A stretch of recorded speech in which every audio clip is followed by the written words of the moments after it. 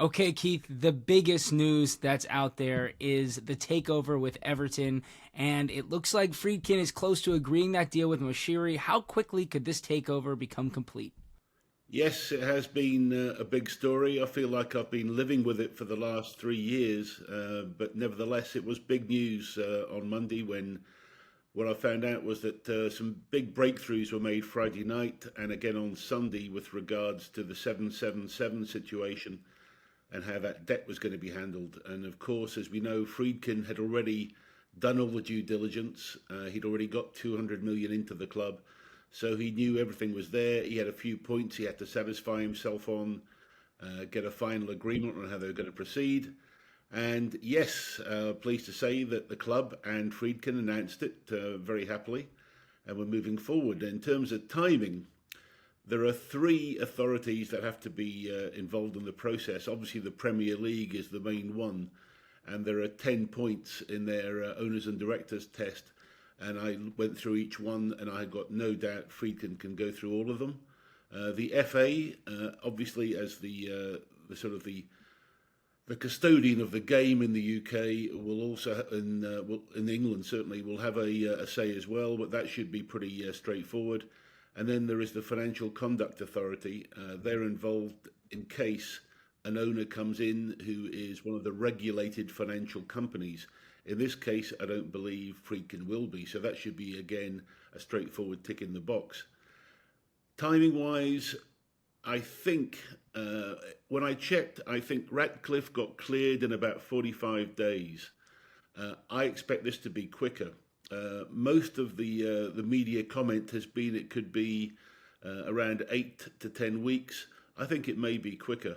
I'm hopeful that this could be done mid-November is what I'm hoping for.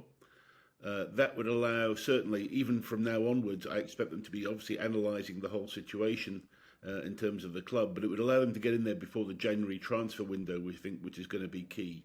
But that's the sort of timing I expect, and a lot of relief around Merseyside at the moment. No doubt about that. And obviously, for the last few months, we've been mostly talking about John Textor. And The Athletic reported that Textor's Eagle football partners don't want to buy Everton due to concerns that the group has already overstretched. So does this mean Textor's completely out? Could we still see that COVID that you were hoping for previously? No, I think he's out completely, and I think it may well be the right situation.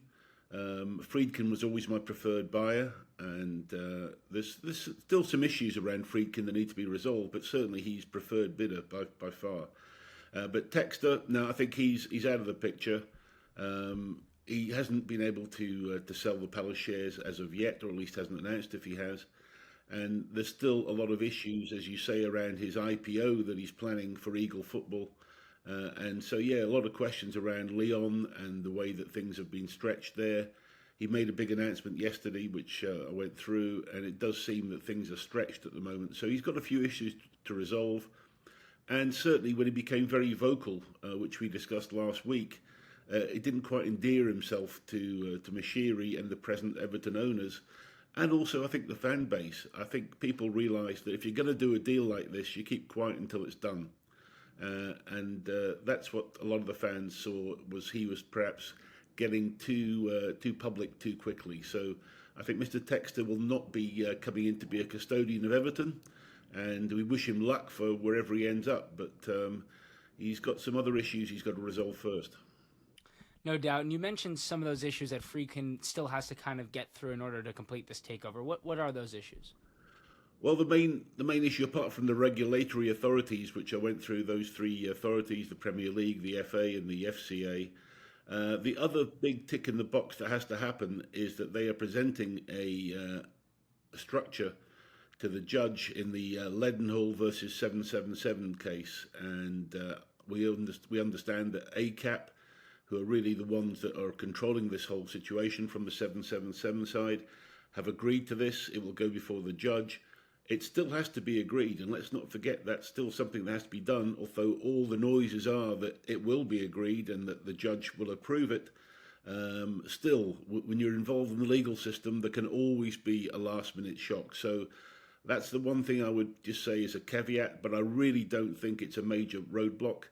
All the legal experts that I've spoken to have said, yes, this should be able to be done, and it will put us in a good position. So everything should be going forward quickly now, and they're moving, and they've got the right people behind it. They've had the experience of buying Roma, so they've bought big clubs before. They know what they're doing, and they've got the right lawyers involved. So let's, as I say, let's hope for mid-November.